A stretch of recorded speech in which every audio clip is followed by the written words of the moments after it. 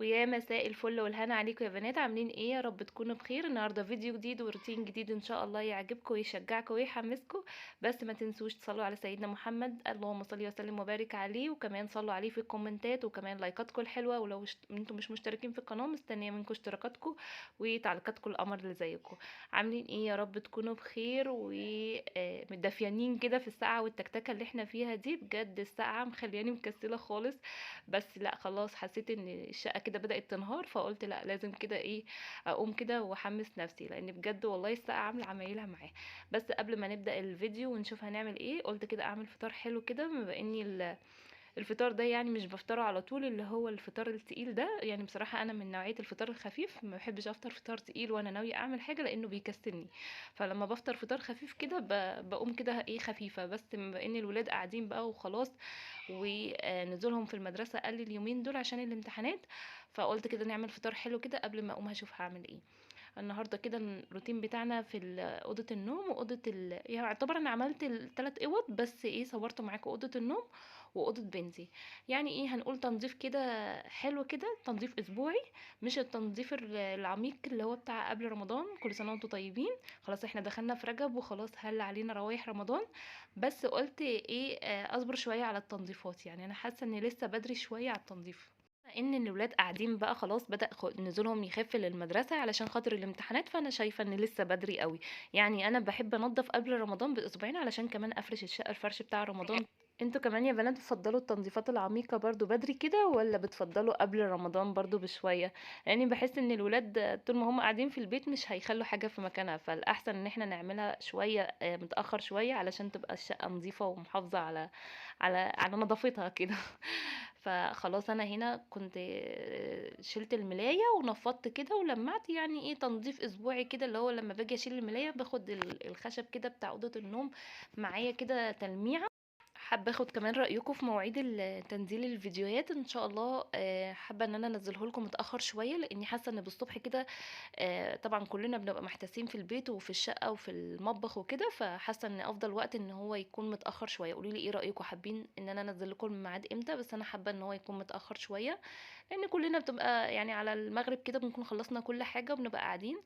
فقولوا لي كده، حابين ان انا انزله لكم امتى وانتوا الصبح عشان تتحمسوا كده وانتوا بتتفرجوا، ولا حابين ان انا انزله لكم متاخر؟ مستنيه كومنتاتكم تقولوا لي حابين اني ميعاد. وكمان بجد مستنيه كومنتاتكم يا بنات.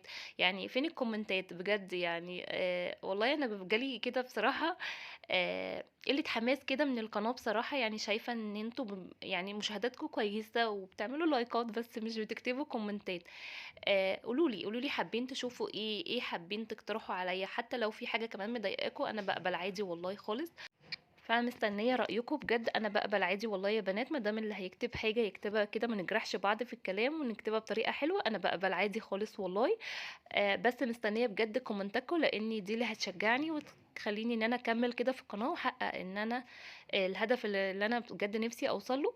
لاني بصراحه الفتره اللي فاتت كان جايلي قله حماس كده من القناه، ومكنتش حابه ان انا اصور بسبب قله التفاعل فيها.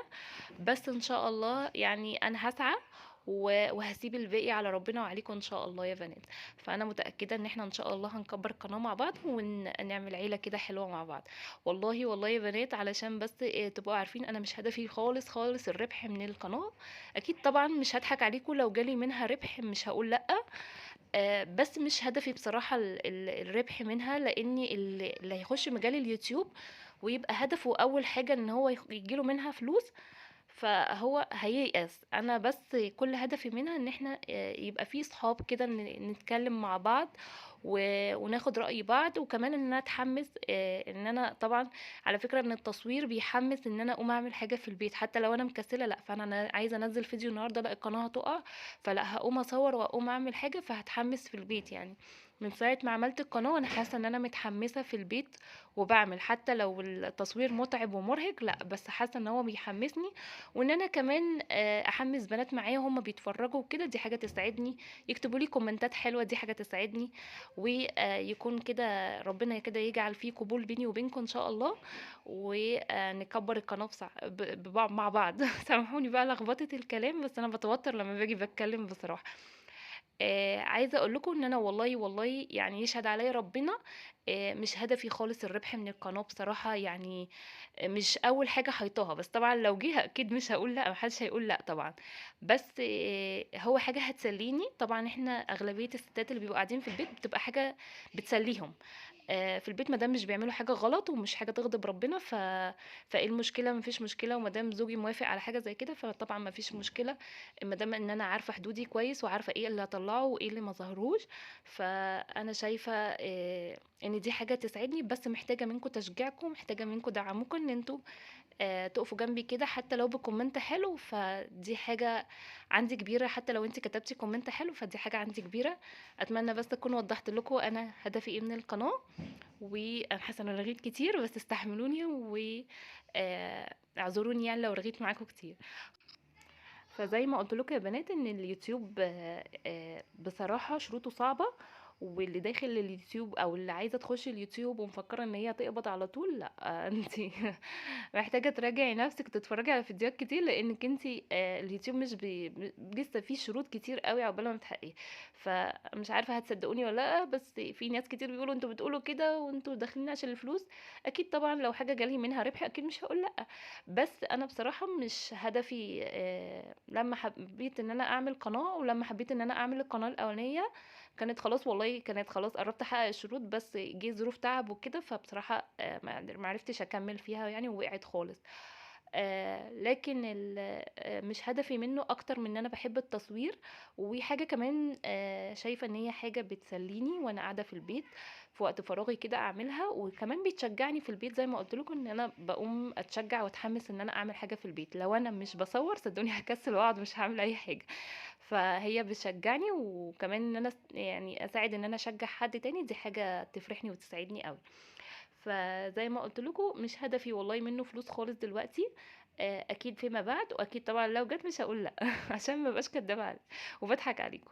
فانا هدفي ان انا يبقى عندي متابعين، ويبقى عندي متابعين من الدول العربية ويا سلام بقى لو من الدول الأجنبية، واللي عندها قناة راحت واللي عندها قناة جت وتشهر بقى وتشهيص كده بس ده أحلام يعني، احنا بنحلم كده ونسيب أحلامنا لربنا كده، يسعى يعني الاسعى يا عبد وانا اسعى معاك زي ما قلت لكم.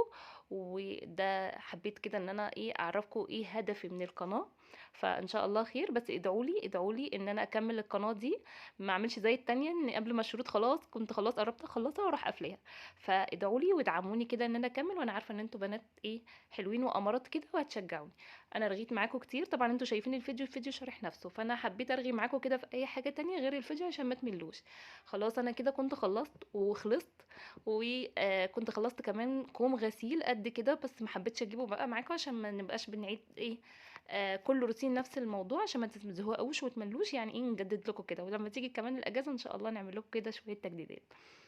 فخلاص انا هنا كنت هعمل غدا، فكان عندي البسله دي كنت مخزناها، دي اول حاجات كده بدات اخزن كده تخزين رمضان. وكمان بالنسبة لتجهيزات رمضان انا هعمل لكم فيديو ان شاء الله، بس هيكون متجمع يعني الفيديو ده كل ما هجيب حاجة، يعني انا بعمل ازاي تجهيزات رمضان، علشان طبعا احنا في مدارس ودروس وامتحانات وكده، وطبعا كلنا ظروفنا واحدة، فطبعا مش هاخد جزء وانزل اجيب مرة واحدة واقصر على البيت. لا انا مثلا خدت مصروفي بالاسبوع اتفضى مني حاجة، فروحت جبت حاجة دي، الحاجة دي هشيلها لتخزين رمضان. او مثلا بجيب خضار اتفضى معايا 50 جنيه، اتفضل معايا 100 جنيه من الحاجة اللي انا بجيبها بالاسبوع، هجيب حاجة ينفع تتخزن في رمضان او شايفة ان سعرها كويس وهخزنها رمضان. زي ما انا عملت كده يعني ساعة ما كنت بشتري حاجات للبيت اتفضل معايا فلوس، فلقيت الراجل كان عامل عرض على البسلة ال5 كيلو ب100 جنيه، وانا بصراحة بحب اجيب البسلة في الاول. انا عارفة ان هي هترخص تاني، بس بحسها لما بتأخروا عليها شوية في التخزين بيبقى طعمها مش حلو. كل ما بجيبها بدري كل ما بيبقى طعمها مسكر وبتبقى حلوة، فجبت 5 كيلو وخزنتهم في الفريزر، وهجمعهم لكم كلهم في فيديو ان شاء الله وهنزله لكم قبل رمضان. خلاص انا هنا عملت الغدا، كان المطبخ زي ما وريتكم كده في الاول كنت منضفاه برضو، ما حبيتش برضو ان انا اجيبه معاكم، كان عندي شويه مواعين بتاعه الفطار على طول غسلتها يعني كان رايق ما فيهوش اي حاجه. وانا واقفه كمان بعمل الغدا، اي مواعين بطلعها بغسلها كمان، لاني بعد الغدا ببقى عامله زي العربيه المقلوبه. محدش يقدر يقومني، خلاص بسلم نمر. بجد كان يوم متعب. وبعد ما بتغدى خلاص بتدفى بقى كده، اتفرج على حاجه بحبها، والحمد لله على كده اليوم خلص. وده كده كان الفيديو بتاعي يا بنات، اتمنى ان هو يشجعكم ويحمسكم وينشطكم كده، ومستنيه منكم تعليقاتكم الحلوه ولايكاتكم اللي هترفع لي الفيديو. واستنوا بقى ان شاء الله فيديوهات كتير ان شاء الله، يعني نتحمس كده ونتنشط كده مع بعض، وننزل فيديوهات كتير. بس ايه ادعوا لي بس ان انا ما اكسلش، فان شاء الله هنزل معاكم فيديوهات كتير. وسامحوني بقى لو رغيت معاكم كتير، بس انا حبيت اتكلم معاكم على طبيعتي وعلى تلقائيتي، وحبيت ان انتوا تعرفوا ايه غايتي من القناة. فاتمنى ان يكون كلامي وصل بالمعنى اللي انا نفسي يوصل لكم. اشوفكم في فيديو جديد، واتمنى تعليقاتكم ولايكاتكم.